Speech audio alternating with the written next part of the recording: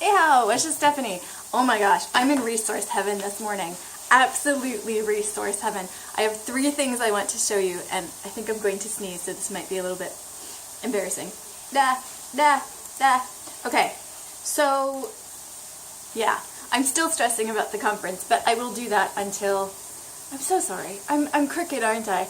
I'm having tripod issues. There we go. There we go. That looks straight, doesn't it? Okay, number 1 is I'm convinced that I want to start looking more at not just streets that I pass by, but I want to practice specifically with the metro stop names. So I ordered on Taobao, Shanghai Metro Guide, and this is basically a paper version of the metro. It also has the map version, which we pretty much already have hanging up in the apartment. But I wanted this version because when I'm in the metro, I do find myself staring at this and practicing saying the street names and looking at characters that I recognize and looking at characters that are in a lot of the metro stops, and basically looking for frequency.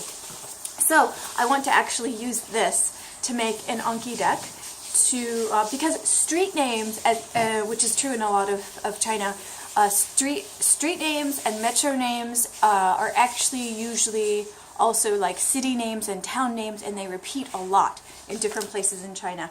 So practicing these will be sort of on the functional side that I said I wasn't really super familiar with, or not super focused on doing. But if you think of the newspaper goal, that is one of my top 2 goals of learning the Chinese language, learning to read the Chinese language, then when you look at newspapers, especially when I'm going to be reading Chinese newspapers in the distant future, but still in the future, names of places are going to be important because that's what they're talking about, is people or places. So practicing places, being able to read places, will actually be useful for reading newspapers, not just the side functional thing of being able to say where I'm going to taxi drivers and things like that. So I'm super excited to start that Anki deck. I think I might actually use the metro, like my real pictures of metro stations, like just outside the station they have the metro name, and I might include street names that have a similar name. So I just have my own photos in my Anki deck. Right now I have photos from images from Google Images, but I really want to include my own photos in there too. Resource number 2. I don't know if you've noticed, but now the name of the channel is technically changing scripts. There's some maneuvering I had to do within YouTube to do this. We've lost some of my comments, but none of your comments, none of the views, none of the videos, all that transferred over, but some of my comments are gone. And post-conference, I will put them back in. I did back them up on my computer before I switched everything over, so now the name is actually the name of the channel. Whew. Man, oh man, the things you don't know when you start a technical project. Okay, so point being, I backed up all 907 videos, and my computer is completely full now. So I needed something to put them on to get them off my computer. I bought my first terabyte external hard drive. I've had external hard drives for almost as long as I've had computers because you have to back up your stuff. But normally it's been text. I have been a very text-ridden writing person for the vast majority of my adult digital life. I had no idea how much room videos took because I haven't even really been a huge photo person, let alone videos. So yeah, 107 videos took like 500 and something gigabytes of space. So I needed a new external. The one I have now, I'm going to keep my non-visual stuff backed up on, and this is strictly just for videos. So I'm hoping a terabyte will last me a while as far as how many videos I do. I'm not going to slow down just so that I don't have to buy more. If I need to, I will get more backups. I know there's cloud backup as well, but I wanted a local version. I might do both in the long run, but right now I'm just going to stick to this and see what happens. Technically it is backed up in the cloud because it's on YouTube, right? So there is that. It came with the world's ugliest case, so, but you know, you got to keep your electronics well, so I'm going to use that, even though it is the ugliest blue known to man. The third resource I want to share is not mine. It is the shared one that is on the internet.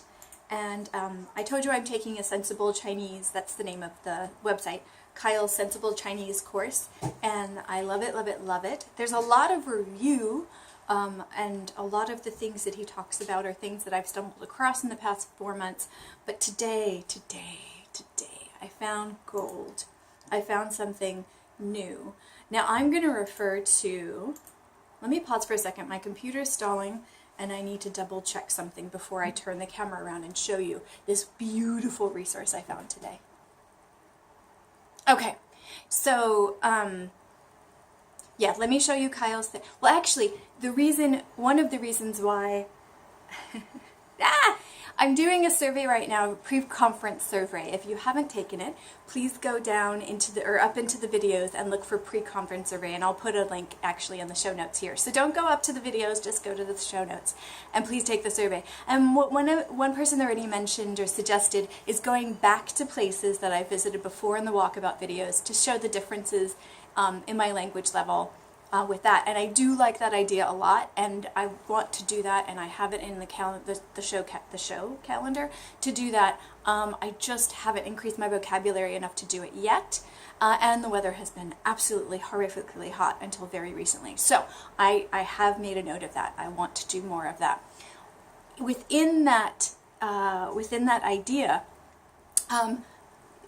Kyle's the resource that I found today reminds me of a video that I did on June 16th, 2017. And let me show you this video. Yeah, there are more technically savvy ways to show you this, but we're going low tech today.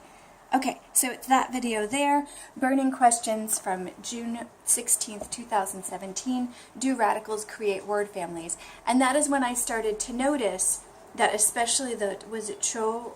The one that looks like a little person walking with a long leg, that one there did seem to have characters with that radical seem to have movement, whether it be walking or some sort of, I forget the other ones, but it seemed to be movement oriented, and I started to notice that not just with that character, but with other, sorry, not just that radical, but with other radicals, and I put that burning question out there. So when I was doing, I'm in the words section of the Sensible Chinese course today, and I did a lot of the videos within that, and he started to show us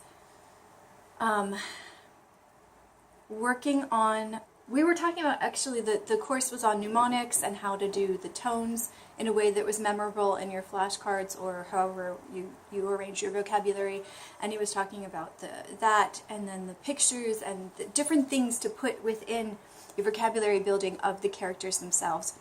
And one of the things that he listed as a resource was the thing I want to show you, which is word families, right? How many months later did I finally find this, right? So here it is. The page doesn't load very well, but you can see from here, like if you look at the top left, there's the word that I still can't pronounce correctly. Yeah, it's I. It's the word for I. It's super hard to say. I don't think that's a very nice thing, dear Chinese language. Anyway, so if you look around that, you'll see the words that contain that character.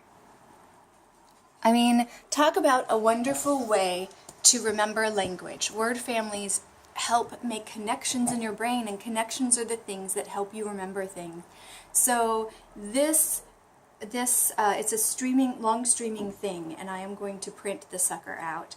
Will I specifically turn these into flashcards or whatever? I don't know what I'm going to do with them, but I'm probably going to look at them quite often. I'll add them onto the study list post-conference when I get to reevaluate how I'm going to study next week. But right now I just want to focus on printing them out and rejoicing that there's this beautiful list of frequently used characters and the words that they're in. Awesomeness! So, Metro, place names,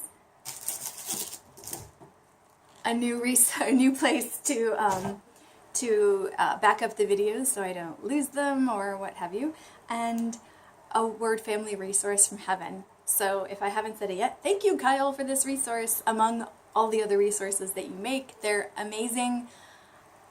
I cannot recommend this course any more than I did. It's just, seriously, it was on sale for $97 and it's just a ridiculously wonderful course.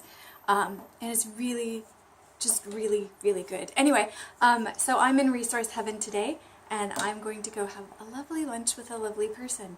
So, I'm out of here, but I'm so excited. I'm back. I'm back in the saddle and I'm very, very excited about that. So, thank you. And if you have any other resources, especially word family related, that you'd like to add, please leave it in the comment section. I will take any suggestions that come my way.